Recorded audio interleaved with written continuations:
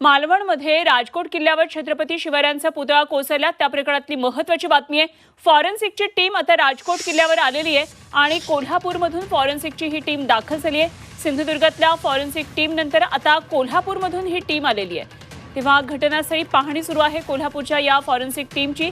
गेल्या अर्ध्या तासांपासून फॉरेन्सिक टीम राजकोट किल्ल्यावर दाखल झालेली आहे आणि या ठिकाणी पाहणी सुरू आहे। आमचे प्रतिनिधी प्रताप नाईक सध्या आपल्या बरोबर आहेत, त्यांच्याकडून आणखी तपशील जाणून घेऊया। प्रताप, सिंधुदुर्ग फॉरेन्सिक टीमने आधी पाहणी केली होती आणि आता कोल्हापूरमधून ही फॉरेन्सिकची स्पेशल टीम आली आहे। कशा पद्धतीने पाहणी चालू आहे, काय नेमके तपशील आहेत? आपण पाहतो की फॉरेन्सिक टीम जी आहे ती या ठिकाणी दाखल झालेली आहे। कोल्हापूरची फॉरेन्सिक टीम आहे, कारण आपण पाहिलं की सिंधुदुर्गच्या फॉरेन्सिक टीमच्या माध्यमातून या ठिकाणी जे शिवाजी महाराजांचा पुतळा पडला त्याची कारणं काय, त्याची कारण मीमांसा करण्याचा प्रयत्न झालेला आहे। जो गंध चढला त्याच्यामुळे झालेला आहे की जे लोखंड आहे ते वापरलेलं ते चुकीच्या पद्धतीने वापरलेलं आहे। सर्व गोष्टीची तपशील घेतला जातो आणि त्याचबरोबर काही सॅम्पलिंग सुद्धा या ठिकाणी घेतलं जाते।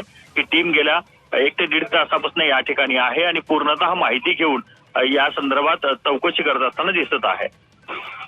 ठीक, धन्यवाद प्रताप दिलेल्या माहितीसाठी।